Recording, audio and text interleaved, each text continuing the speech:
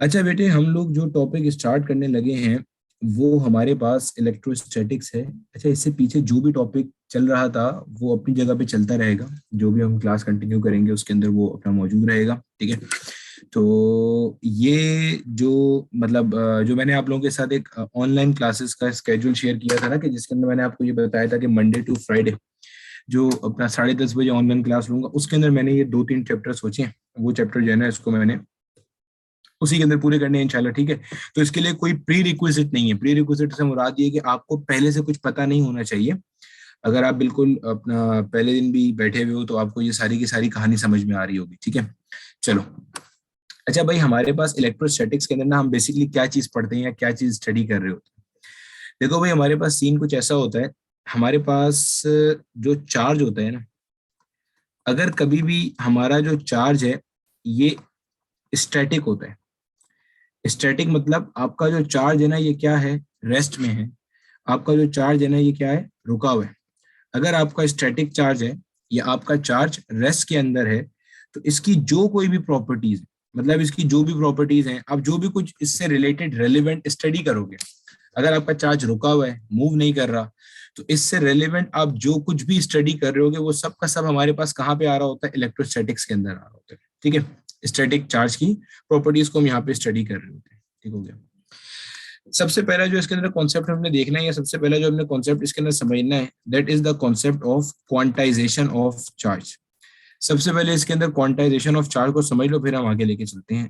Coulomb's law के ऊपर आएंगे। अच्छा, कूलम्स लॉ वैसे पहला टॉपिक है, लेकिन क्वांटाइजेशन ऑफ चार्ज से बहुत सारे सवाल बनते हैं हमारे, ठीक है। तो सबसे पहले क्वांटाइजेशन ऑफ चार्ज को देखो। अच्छा, क्वांटाइजेशन बेसिकली क्या है। आप में से जितने भी लोगों ने अभी सेकेंड ईयर वगैरह पढ़ी होगी, तो आप लोगों ने वहां पे क्वांटा का कॉन्सेप्ट पढ़ा होगा या पैकेट का कॉन्सेप्ट पढ़ा होगा, ठीक है। क्वांटा या पैकेट का कॉन्सेप्ट पढ़ा होगा। जो क्वांटा होता है ना, क्वांटा से मुराद हमारे पास क्या होती है, पैकेट होती है।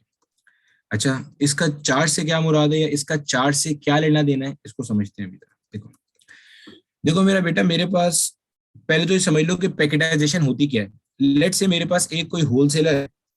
होलसेलर वो होता है जो कि चीज को ना बल्क में बेचता है। लेट से मेरे पास एक कोई बंदा है जो कि होलसेलर है, ठीक है।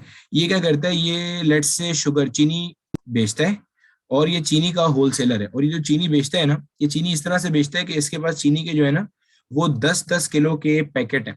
इसके पास चीनी के कितने पैकेट है, 10-10 किलो के पैकेट्स हैं जो ये बेच रहे हैं, ठीक है। अब आप इसको बोलो कि यार मुझे जो है ना वो 10 किलो चीनी दे दो, ये आपको एक पैकेट दे देगा। आप बोलो मुझे 20 किलो चीनी दे दो, ये आपको दो पैकेट दे देगा। आप बोलो मुझे 30 किलो चीनी दे दो, ये आपको तीन पैकेट दे देगा। सिमिलरली वाइस वर्सा, आप इसको बोलते हो कि यार मुझे 3 पैकेट दे दो, इसका मतलब आप 30 किलोग्राम चीनी इससे लेके जा रहे हो। आप 4 पैकेट लेते हो, इसका मतलब आप 40 किलोग्राम लेके जाते हो। अब अगर मैं इसको कहूं कि यार मुझे मिसाल के तौर पर 24 किलोग्राम ऑफ शुगर चाहिए है, मुझे आप ना 24 किलोग्राम चीनी दे दो, तो क्या ये बंदा मुझे 24 किलोग्राम चीनी दे सकता है? तो आंसर है नहीं दे सकता। क्यों नहीं दे सकता? क्योंकि इसके पास जो पैकेट है, वो पैकेट किस साइज का है, 10 किलोग्राम का पैकेट है। यानी कि या तो आप जो चीनी इससे ले सकते हो वो 10 किलोग्राम ले सकते हो, या 10 किलोग्राम का कोई मल्टीपल ले सकते हो। 20 किलोग्राम क्या हो जाएगा, 10 × 2। 30 क्या हो जाएगा, 10 × 3। 40 क्या हो जाएगा, 10 × 4। यानी कि आप कोई भी मल्टीपल ले सकते हो किसका, 10 का। ये जो कॉन्सेप्ट आपको मैंने बताया ना, ये कॉन्सेप्ट कहलाता है कॉन्सेप्ट ऑफ पैकेटाइजेशन या क्वांटाइजेशन। यानी कि when you have a packet, और आपके पास जो चीज है ना वो पैकेट में एग्जिस्ट कर रही है, तो एक बेसिक पैकेट होगा, दूसरा उसका मल्टीपल होगा, तीसरा उसका मल्टीपल होगा, चौथा और मल्टीपल होगा।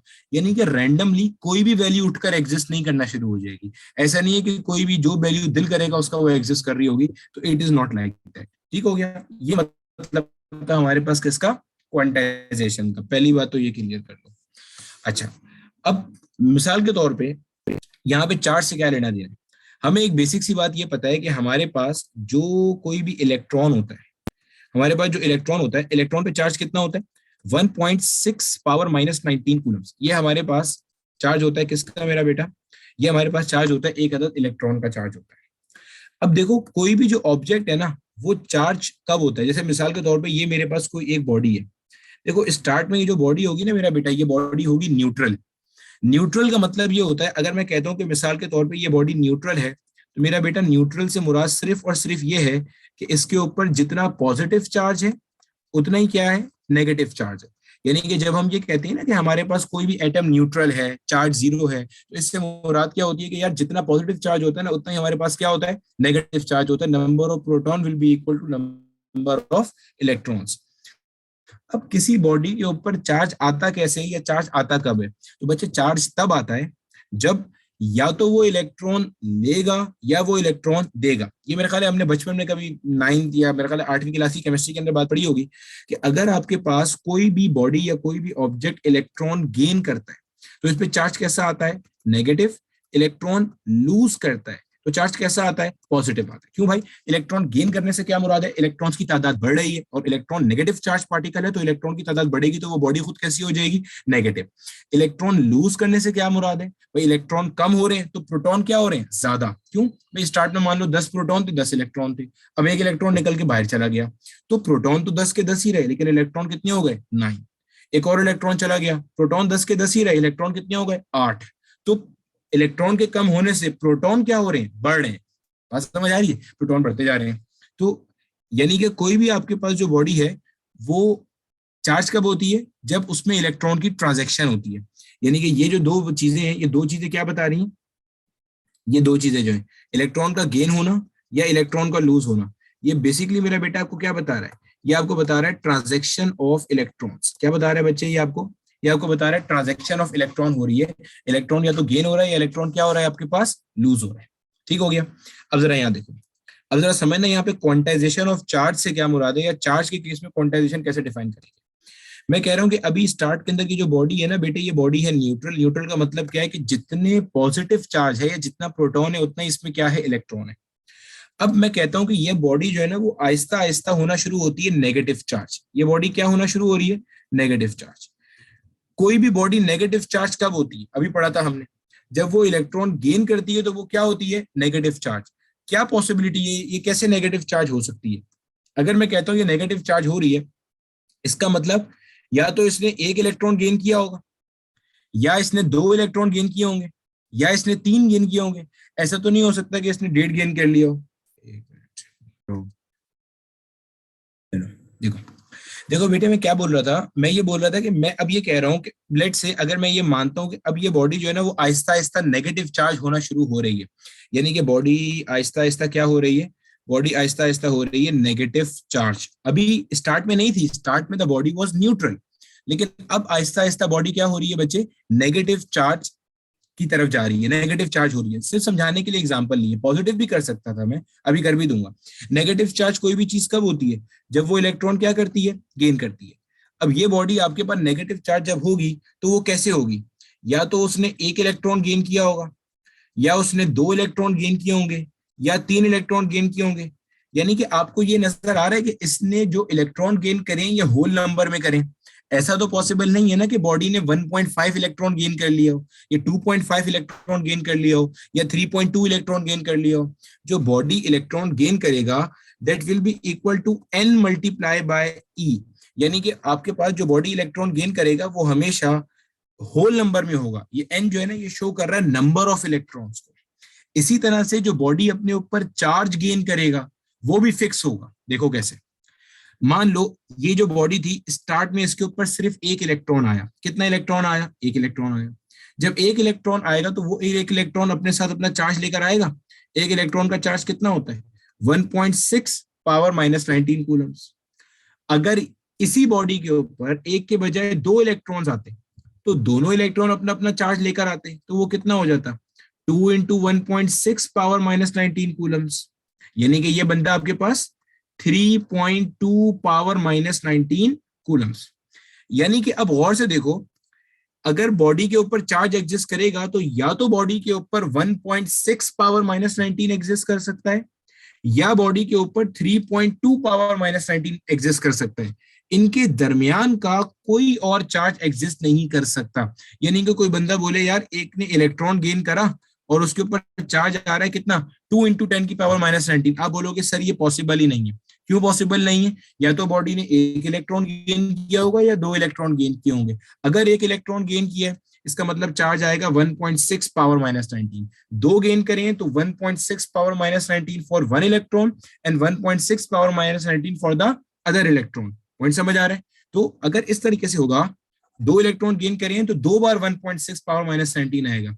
यानी कि ऐसा नहीं है कि कोई भी चार्ज मुंह उठा के बॉडी के ऊपर एग्जिस्ट कर सकता है। यानी कि मैं क्या कह सकता हूं, charge existing on an object is quantized या पैकेटाइज्ड। और इसका पैकेट कितना होता है? इसका पैकेट होता है ई के बराबर। क्यों? किसी भी बॉडी के ऊपर जो चार्ज है वो या तो ई होगा, या 2e होगा, या 3e होगा, या 4e होगा, होल नंबर में चल रहा होगा। यानी कि इस तरह से आपका ये बॉडी के ऊपर चार्ज होगा, n टाइम्स ऑफ e का चार्ज होगा। क्यों भाई? देखो, अगर बॉडी ने एक इलेक्ट्रॉन गेन करा या एक इलेक्ट्रॉन लूज करा तो चार्ज कितना आएगा? 1.6 पावर माइनस 19। अच्छा, गेन और लूज में सिर्फ इतना फर्क होता है, अगर बॉडी ने इलेक्ट्रॉन गेन करा तो minus 1.6 power minus 19, electron lose करा तो plus 1.6 power minus 19। That's it, इससे ज्यादा का फर्क नहीं होता। सिमिलरली अगर दो इलेक्ट्रॉन गेन कर लिए तो माइनस 1.6 पावर माइनस 19 को 2 से मल्टीप्लाई कर देंगे, यानी कि 3.2 पावर माइनस 19 आएगा। अगर तीन कर लिए तो यही 1.6 पावर माइनस 19 को किससे मल्टीप्लाई कर देंगे? 3 से, जो कि आएगा 4.8 पावर माइनस 19। यानी कि 3.2 के बाद जो चार्ज एग्जिस्ट करेगा वो कौन सा वाला होगा? 4.8 पावर माइनस 19 होगा। दरमियान में कोई और चार्ज एग्जिस्ट नहीं करेगा। दिस इज द रीजन हम कह रहे होते हैं कि किसी भी बॉडी के ऊपर जो चार्ज है वो क्वांटाइज है या पैकेटाइज है, क्वांटा की फॉर्म में एग्जिस्ट करता है। और इसका जो बेसिक पैकेट है, यानी कि अगर मैं कहूं ना मिनिमम चार्ज जो कि किसी बॉडी पे एग्जिस्ट कर सकता है वो कितना होगा? मिनिमम चार्ज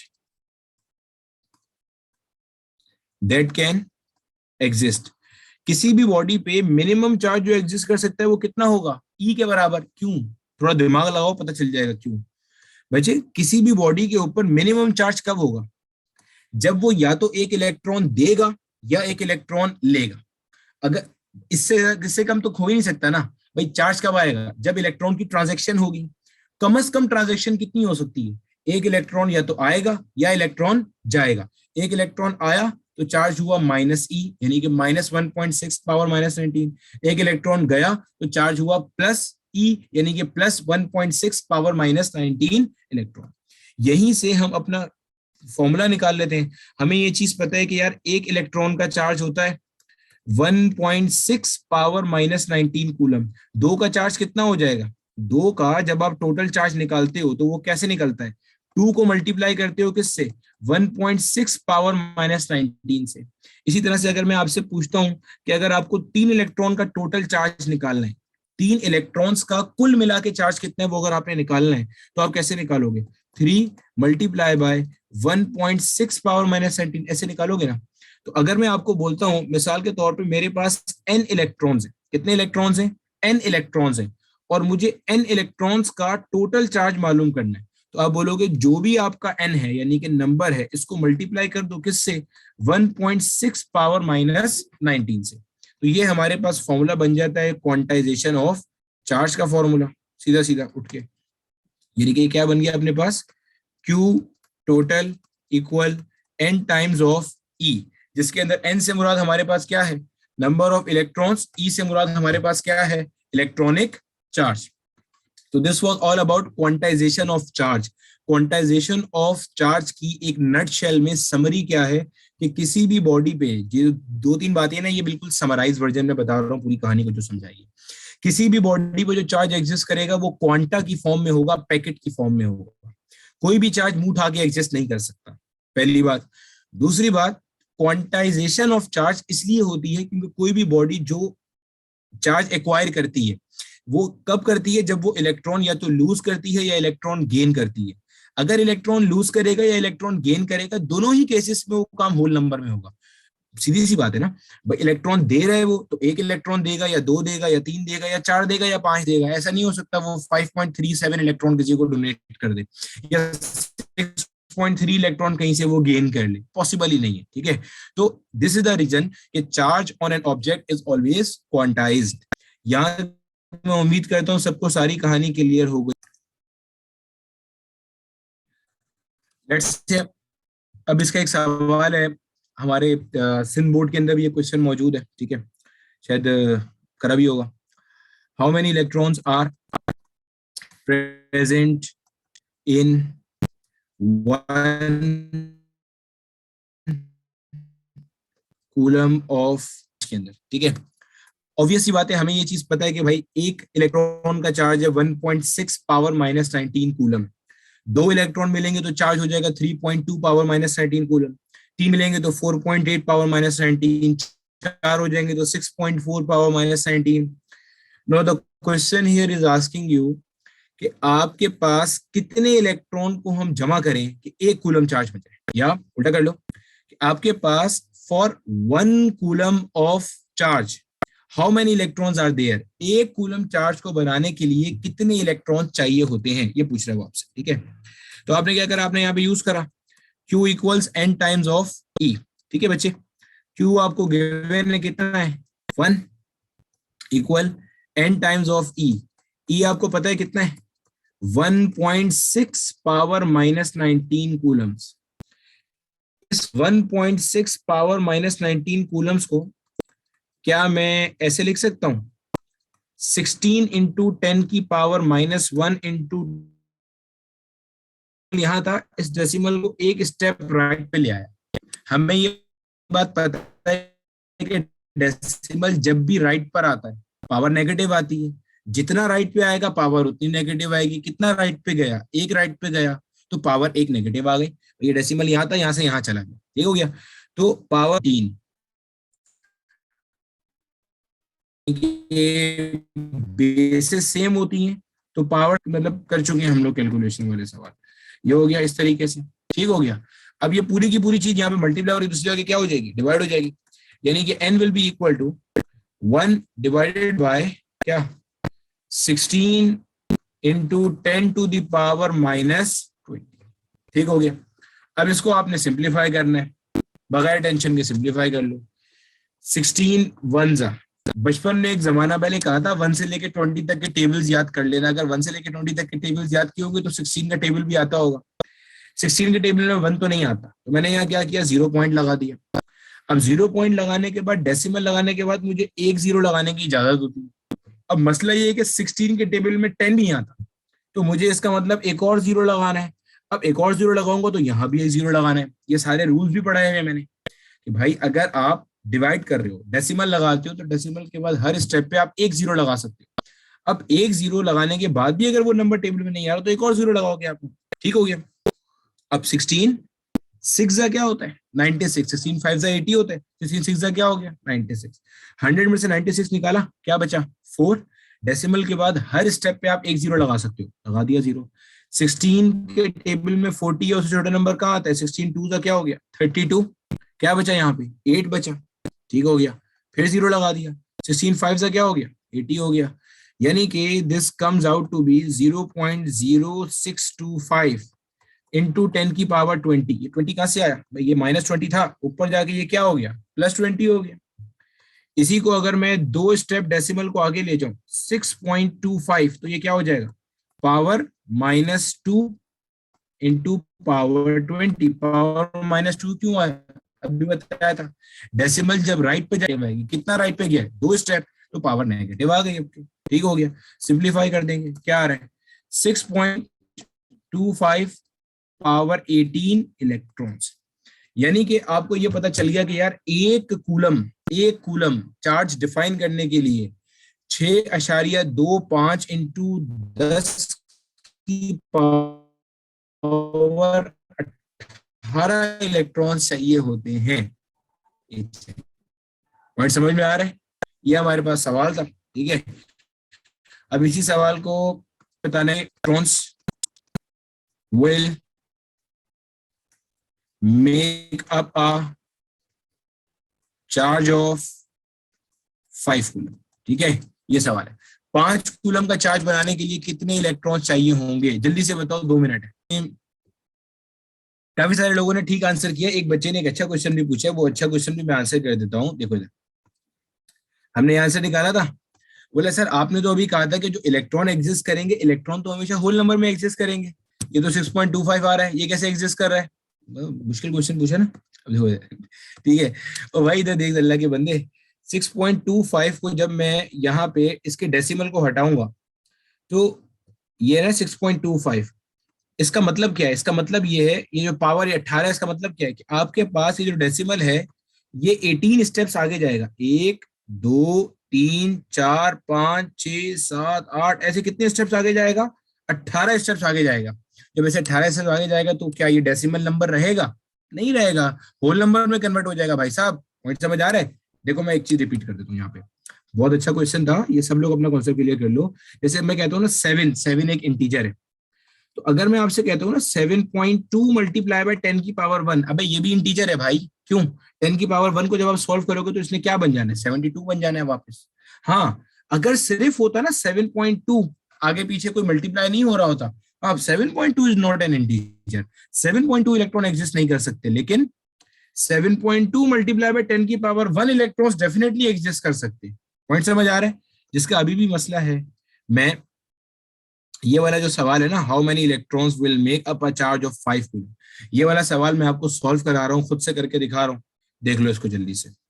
देखो भाई, मुझे यहाँ पे ये चीज पता है कि Q equal n times of E, ठीक है बच्चे। अब यहाँ पे मेरे पास Q का वैल्यू कितना दिया हुआ है? 5 दिया हुआ है। n मुझे मालूम करना है, ये कितना है? 16 मल्टीप्लाई बाय 10 की पावर -20। अब पूरा करना सिखाया था ना पीछे, वैसे ही बस। काफी सारे लोगों ने इसका आंसर बिल्कुल ठीक दिया था, परफेक्ट दिया था। जिनसे नहीं हो रहा था उनके लिए मैं फिर से कर रहा हूँ। 16 वन जा 0 पॉइंट, यहाँ पे क्या लगा दिया? 0 लगा दिया। 16 के टेबल में 50 है, उससे छोटा नंबर कहाँ पे आता है? 48 पे आता है। 16 थ्री जा होता है 48, क्या बचा? 2 बचा। डेसिमल के बाद हर स्टेप पे मैं 0 प्लेस कर सकता हूँ, क्या आ गया? 16 वन जा क्या होता है? 16 होता है, क्या बचा? 4, ये लगा दिया। अब 16 टू जा क्या होता है? बहुत है, 0.312, 2 डेसिमल तक आ गए। वैसे तो आगे भी जा सकते हो, 8 बचेगा, 0 लगाओगे और यहाँ पे 5 आ जाएगा, लेकिन 2 3 डेसिमल तक मोर देन इनफ था, ठीक है। अगर तुम 0.31 तक भी निकालते ना, बहुत था। मैंने आगे निकाल दिया, थोड़ा लंबा कर दिया, तुम 0.31 तक भी निकाल दो, क्योंकि जो आपका पेपर आएगा, पेपर के अंदर जो आपके पास ऑप्शंस दिए हुए होंगे, उसमें डेसिमल के बाद 2 digits are more than enough to sort out answer, ठीक है। ये ऊपर आ गया 10 की पावर 20। अब तो समझ में आ रहा है ना कि भाई इसको मैं क्यों इंटीजर नंबर कह रहा हूँ? पॉइंट क्लियर हो रहा है, कॉन्सेप्ट दिमाग में घुस रहा है, क्योंकि जब ये मल्टीप्लाई होगा तो देखो ना भाई, 3125 इंटू 10 की पावर 16। अब यहीं से देख लो, तुम्हें नजर आ रहा होगा ये पूरा का पूरा एक अदद क्या है? इंटीजर है। क्योंकि ऑब्वियस सी बात है, जब ये मल्टीप्लाई होता हुआ जाएगा तो अब आगे तो सिर्फ 0 ही आएंगे ना। 10 की पावर 16 का मतलब क्या है? आगे सारे के सारे क्या हो जाएंगे? 0 हो जाएंगे। बोलो बच्चे, यहां तक सबका सारा कॉन्सेप्ट क्लियर हो गया? ठीक है बेटे, ये वाला भी एक पॉइंट नोट कर लो। देखो, आपके पास ये जो चार्ज है ना, ये चार्ज पॉजिटिव कब होगा और ये चार्ज नेगेटिव कब होगा, मैं फिर रिपीट कर देता हूँ, बस तो मैंने अभी स्टार्ट में बता दिया था। बेटे, ये चार्ज पॉजिटिव तब होगा जब इलेक्ट्रॉन जो है ना वो लूज किया जाएगा, और यही चार्ज नेगेटिव कब होगा? जब इलेक्ट्रॉन वो क्या कर रहा होगा? गेन कर रहा होगा। यानी कि एक सवाल देखो और इससे अपने इसका कॉन्सेप्ट भी जो है ना उसको क्लियर कर लेना। यानी कि देखो, मिसाल के तौर पर मेरा बेटा वो जो क्वेश्चन आपसे पूछ रहा है, वो क्वेश्चन पूछता है, गौर से सुनना। Find the charge on an object, find the charge on an object, find the charge on an object if it, part A में कह रहा है क्या? if it gains, part B में कह रहा है क्या? if it loses 3 electron. Part A में कह रहा है अगर वो इलेक्ट्रॉन गेन कर रहा है, और पार्ट बी में कह रहा है अगर वो इलेक्ट्रॉन लूज कर रहा है। देखो फॉर्मूला तो आप एक ही यूज करोगे ना, Q equal n times of E, basic आपका फॉर्मूला है, वो तो आपका वही चल रहा है, वो तो चेंज ही नहीं हो रहा। अब आपको पता है 3 को मुझे इससे मल्टीप्लाई करना है। क्या हम हर दफा 1.6 पावर -19 से करेंगे? बिल्कुल हर दफा करेंगे। क्यों भाई? क्योंकि इलेक्ट्रॉन का चार्ज फिक्स है। अबे इलेक्ट्रॉन का चार्ज थोड़ी चेंज हो जाएगा, इलेक्ट्रॉन का चार्ज विल रिमेन 1.6 पावर -19। तो जब आप इसको मल्टीप्लाई करोगे, क्या आंसर आएगा? 4.8 पावर -19। इसका भी आंसर क्या आएगा भाई? यही काम करोगे, 4.8 पावर -19। अब इन दोनों को डिफ्रेंशिएट कैसे करेंगे? डिफ्रेंशिएट ऐसे करेंगे, जब ये गेन कर रहा है यहाँ पे आप लगा दोगे माइनस साइन, ये लूज कर रहा है यहाँ पे आप लगा दोगे प्लस साइन। यानी कि बॉडी के ऊपर इस केस में जो चार्ज आया वो माइनस का 4.8 पावर -19 आया, यहाँ पे जो चार्ज आया वो प्लस का 4.8 पावर -19 कूलम आएगा। पॉइंट समझ आ गई? बेसिक सी बातें थी यहाँ तक सारी की सारी। बच्चे क्लियर हो गया यहाँ तक सब कुछ? वैसे ठीक है मेरे बेटे, अब जरा अगला पार्ट देख लो। इसके अंदर हमारे पास जो अगला इससे रिलेटेड चीज है उसको देखते हैं। ये हमारे पास जो पहला टॉपिक था ना, that was all about quantization of charge. ठीक है। अच्छा, इसकी बिल्कुल पहली क्लास है तो ऑब्वियसली मैं इतना ज्यादा जो है ना वो कॉन्सेप्ट को नहीं लेके जाऊंगा अभी आगे। ठीक है। इसके अंदर जो हमारा अगला टॉपिक है बाजाब्ता तौर पे, दैट इज कूलम्स लॉ। ठीक है।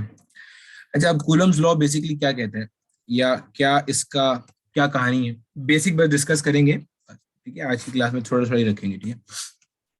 देखो भाई, कूलम लॉ हमें ये कहता है कि आपके पास जो भी कोई दो चार्जेस हैं, जो भी कोई आपके दो चार्जेस हैं, हमें ये चीज पता है कि जब भी आप दो चार्जेस को एक दूसरे से कुछ फासले पे प्लेस करते हो तो वो दोनों एक दूसरे के ऊपर फोर्स एग्जर्ट करते हैं। ठीक है, बेसिक ऑब्जर्वेशन है। वो जो फोर्स एग्जर्ट करते हैं वो फोर्स अट्रैक्टिव नेचर की भी हो सकती है और रिपल्सिव नेचर की भी हो सकती है। जो जब भी आप दो चार्जेस को एक दूसरे के करीब प्लेस करते हो तो वो दोनों एक दूसरे पे क्या करते हैं, फोर्स एग्जर्ट करते हैं। वो जो फोर्स है वो अट्रैक्टिव नेचर की भी हो सकती है और रिपल्सिव नेचर की भी हो सकती है, depending on the nature of the charges. अगर आपके पास जो चार्जेस हैं वो लाइक चार्जेस हैं तो वो क्या करेंगे, रिपेल करेंगे। अगर आपके पास अनलाइक चार्जेस है, अनलाइक चार्जेस का मतलब क्या है, एक प्लस है एक माइनस है, तो ये क्या करेंगे, ये अट्रैक्ट करेंगे। मतलब इन बोथ द केसेस ये फोर्स एग्जिस्ट करेंगे। इसको हम कहते हैं कूलम्स फोर्स, यानी कि ये जो कूलम का लॉ है ना, यहां से हम ये फोर्स डिफाइन करते हैं। या इसको हम कहेंगे इलेक्ट्रोस्टैटिक फोर्स, या तो आप इसे कहोगे कूलम की फोर्स या आप इसे क्या कहोगे, इलेक्ट्रोस्टैटिक फोर्स। ठीक हो गया, दोनों नाम हम इसके दे रहे होंगे। किताब खोल के देखोगे तो आपको इसके दोनों नाम मिल जाएंगे। इलेक्ट्रोस्टैटिक फोर्स ऑफ अट्रैक्शन भी होती है, इलेक्ट्रोस्टैटिक फोर्स ऑफ रिपल्जन भी होती है। ठीक हो गया बेटे। अच्छा, ये आपको ना क्वांटाइजेशन ऑफ चार्ज का टॉपिक मिलेगा कहाँ पे, फेडरल बोर्ड की किताब में आपको ये टॉपिक मिल जाएगा बिल्कुल स्टार्ट में। पढ़ लेना, जरा गो थ्रू हो जाएगा अच्छा सा। ठीक है। अच्छा, कूलम अपने लॉ में क्या कहता है, कूलम अपने लॉ में बेसिकली ये बताता है कि जो चार्जेस आपने कुछ फासले पे प्लेस किए हुए, वो एक दूसरे के ऊपर जो फोर्स एग्जर्ट करेंगे, ये तो हमें पता है कि फोर्स एग्जर्ट करेंगे, वो फोर्स जो एग्जर्ट करेंगे, वो फोर्स एग्जर्ट करेंगे उसको आप मालूम किस इक्वेशन से कर सकते हो। तो हमारे पास होता है भाई F इक्वल्स के Q1 Q2 divided by are square. ये हमारे पास है हमारा कूलम्स का लॉ, जिसमें F से मुराद क्या है, फोर्स जो चार्जेस एग्जर्ट कर रहे हैं। K से मुराद क्या होती है, K से मुराद होती है अपना कूलम का कांस्टेंट। Q1 Q2 से क्या मुराद है, Q1 पहले चार्ज का मैग्नीट्यूड, Q2 दूसरे चार्ज का मैग्नीट्यूड। ठीक है। R क्या है, R is basically the distance in between the two charges. ठीक हो गया। अच्छा, अब आप यहाँ पे अगर नोट करो, आपको एक चीज दिखाई पड़ रही होगी कि F का R के साथ रिलेशन कैसा है। अगर आप गौर से देखोगे तो आपको नजर आएंगी दो चीजें। नंबर एक, F का R के साथ रिलेशन कैसा है, इनवर्स है। इनवर्स है, एक ऊपर है एक नीचे है, एक बढ़ेगा एक कम होगा। डिस्टेंस बढ़ेगा फोर्स कम हो जाएगी, यानी कि चार्जेस दूर जाएंगे तो अल्टीमेटली फोर्स क्या हो जाएगी, कम हो जाएगी। चार्जेस करीब आएंगे तो फोर्स क्या हो जाएगी, ज्यादा हो जाएगी। एक तो इनवर्स है। दूसरा, ये रिलेशन कहला रहा है स्क्वायर रिलेशन। क्यों स्क्वायर रिलेशन कहला रहा है, एफ के ऊपर पावर देखो क्या है, एफ पे पावर देखो क्या है, कोई पावर नहीं है, इसका मतलब क्या है, वन है। आर पे पावर क्या है, टू है। ऐसा रिलेशन जिसमें एक पे पावर वन, एक पे पावर टू हो, वो रिलेशन क्या होता है, इनवर्स स्क्वायर रिलेशन। जैसे ये वाला है, A is directly proportional to B square. A पे पावर क्या है, वन, बी पे पावर क्या है, टू। ये कहला रहा है आपके पास स्क्वायर रिलेशन। ठीक हो गया। तो बेटे चूंकि एफ के ऊपर पावर वन है, आर पे पावर टू है, और ये स्क्वायर रिलेशन है, इसलिए आपने अक्सर ये चीज सुनी होगी। नहीं भी सुनी तो जब किताब पढ़ोगे तो उसमें जरूर लिखा मिल जाएगा, तो उसका रीजन समझ लेना जो मैं बता रहा हूँ यहाँ। जो आपका कूलम लॉ होता है, कूलम लॉ को हम कह रहे होते हैं कि ये बेसिकली हमारा कैसा लॉ है, इनवर्स स्क्वायर लॉ है। कैसा लॉ है, इनवर्स स्क्वायर लॉ। यानी कि अभी हमने क्या देखा है, अभी हमने ये देखा है अकॉर्डिंग टू कूलम्स लॉ, जो भी चार्जेस एक दूसरे के करीब रखे जाएंगे वो एक दूसरे के ऊपर फोर्स एक्सर्ट करेंगे, and that force is given by F equals K Q1 Q2 divided by R square. K से मुराद क्या है, Coulomb's constant, Q1 Q2 product of charges, R क्या है, डिस्टेंस बिटवीन द चार्जेस।